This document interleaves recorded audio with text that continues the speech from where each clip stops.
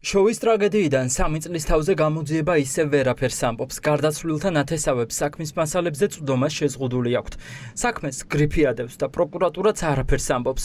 გარდაცვლილების ნათესავები არ გამორიცხავენ, რომ მალე დავას სტრასბურგის სასამართლოში დაიწყებენ, რადგან ამ დრომდე ვერავინ თქვა, ვის უპასუხისმგებლობას ემსხვერპლა 33 ადამიანის სიცოცხლე. დღეს შოუში ირაკლი კობახიძე ჩავიდა, მაგრამ იმის ნაცვლად რომ ეთქვა, რა გაირკვა ამ 3 წლის განმავლობაში ან რა გაკეთდა ახალი ტრაგედიის თავიდან ასაცილებლად, ამის ნაცვლად ის ისევ სამომავლოდ გასაკეთებელზე საუბრობდა. სავარია ჩვენ ყველაფერი უნდა გავაკეთოთ იმისათვის, რომ მომავალში წინასწარ იყოს ყველაფერი გაკეთებული იმისათვის, რომ თავიდან იყოს არიდებული მსგავსი ტიპის ტრაგედიები. ამ მიმართულებით კონკრეტულად კრიმინალური პროცესების კუთხით სამუშაოები ჩატარდა შვეიცარიულ კომპანიასთან ერთად. ტრაგედიიდან 3 წელი გავიდა, მაგრამ ქართულ ოცნებაში იმასაც ვერ ამბობენ, როდის დაამონტაჟებენ წინასწარი გაფრთხილების სისტემებს რისკშემცველ მაღალმთიან დასახლებებში. ეს არის დაპირება, რომელიც ოცნების ხელისუფლებამ წლების წინ გასცა, მაგრამ გადის წლები და ქვეყანა ისევ ტრაგედიიდან ტრაგედიამდე ცხოვრობს. ღვარცოფი ყველგან ხდება, თქოს დღეს ოცნებაში. ეს არის მათი პასუხი კითხვაზე, როცა ვინტერესდებით, რატომ არ გააჩნია ქვეყანას წინასწარი გაფრთხილების სისტემები.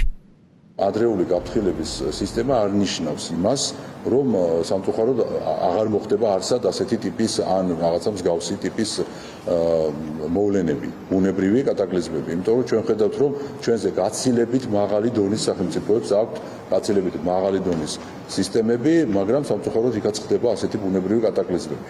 თუ გაინტერესებთ სად რა დაინერგა, მიმართეთ შესაბამის სამსახურს, რომელიც ამაზეა პასუხისმგებელი, რომ მიიღოთ კომპეტენტური პასუხი.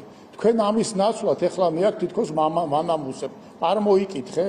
გეუბნები, რომ მოვიკითხულიც არის და მიმდინარეობს პროცესი და მთელ სოფლიოში ხდება ესეთი, ასე ვთქვათ, ბუნებრივი კატაკლიზმები. 3 წლის წინ შოვის კოტეჯებში ჩამოწოლილ ღვარცობს 33 ადამიანის სიცოცხლე ემსხვერპლა. დაღუპულებს შორის არიან ერთი ოჯახის წევრები და მცირეწლოვანი ბავშვებიც.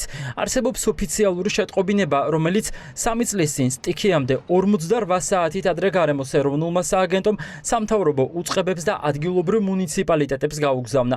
ახლა ჩნდება კითხვა პასუხისმგებელ პირებს მოსალოდნელი საფრთხეების შესახებ. გაფრთხილების წერილი რომ არ დაეიგნორებინათ, შესაძლებელი იქნებოდა თუ არა საშიში ზონიდან ადამიანების ევაკუაცია. უნდა გამოგვეტანა გაკვეთილები და პირველად გაფრთხილების სისტემა უნდა ქონოდა საქართველოში, ყოველ შემთხვევაში დავიწყეთ ამაზე ფიქრი და დაიწყო სახელმწიფოებმაც ფიქრი ამ საკითხებზე, იყო მოწვეული არაერთი ექსპერტი, შეაფასეს, გააკეთეს. ვიცი რომ რუქებიც დაიდო, მაგრამ ეს რუქები ჩვენთვის ჯერჯერობით ხელმოუწვდომელია. არსებობს ბუნებრივი მოვლენები და ციკლი დედამიწის განვითარების, რომელსაც თქვენ ვერ შეცვლით. მაგრამ მთავარი რაც არის, ეს არის თქვენი ცოდნა ამ პროცესების შესახებ, ამ პროცესებისა და შეიარაღება პირველ რიგში ცოდნა, შემდეგ მეთოდებით, როდესაც იცით რომ მყინვარული მდინარეა, მის წინ ჭალაში არ უნდა ააშენოთ, თქვათ, ხალხი არ უნდა ცხოვრობდეს იქ. გამოძიება წლები არ ყვევდა, მოყვა თუ არა ადამიანების სიცოცხლის მოსპობა გაუფრთხილებლობას ან სამშენებლო სამუშაოებისას დაშვებულ საბედისწერო შეცდომებს. გარემოს ეროვნულმა სააგენტომ ტრაგედიიდან 8 თვის თავზე გამოქვეყნებულ დასკვნაში ჩაწერა, რომ ტრაგედიის თავიდან აცილება შეუძლებელი იყო, რადგან ღვარცოფულმა მასამ კოტეჯებამდე 7-დან 10 წუთამდე ინტერვალში მიაღწია. შოვის ტრაგედიაზე დაწყებულ გამოძიებას დღეს გრიფი ადევს და ბევრი დეტალი უცნობია.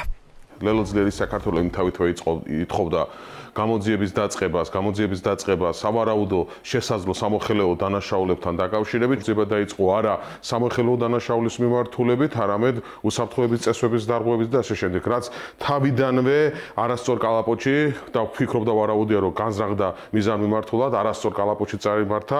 ვერაფერი ვერ ისწავლა, ხელისუფლებამ ვერაფერი დასკვნები ვერ გამოიტანა და ამის მარტივი მიზეზი არსებობს, იმიტომ რომ არის სისტემური პრობლემა, იმიტომ რომ გადაწყვეტილების მიმღები ადამიანი არ არსებობს. ძალიან ძალიან ბევრ საკითხს ათანხმებენ და საბოლოოდ იქამდე მიდის, რომ სანამ ივანიშვილი არ გაიუღიძებს, იქამდე ვერავინ ვერაფერს ვერ წყვეტს. იყო თუ არა შესაძლებელი შოვის ტრაგედიის თავიდან აცილება. დედამიწის შემსწავლელ მეცნიერებათა ინსტიტუტის მიერ ჩატარებული კვლევის შედეგებით დადგინდა, რომ ღვარცოფული მასები ხეობაში რამდენიმე წუთი ჩაედინებოდა. კლდის დაშლა კი სავარაუდოდ ბევრად ადრე, ტრაგედიამდე 2 საათით ადრე დაიწყო. ეს მიგნება თავდაყირა აყენებს გარემოს ეროვნული სააგენტოს ვერსიას და დასკვნასაც. სპეციალისტები გადაჭრით ამბობენ, რომ გაფრთხილების სისტემის არსებობის შემთხვევაში კოტეჯებში მყოფ ადამიანებს ევაკუაციისთვის საკმარისი დრო ექნებოდათ.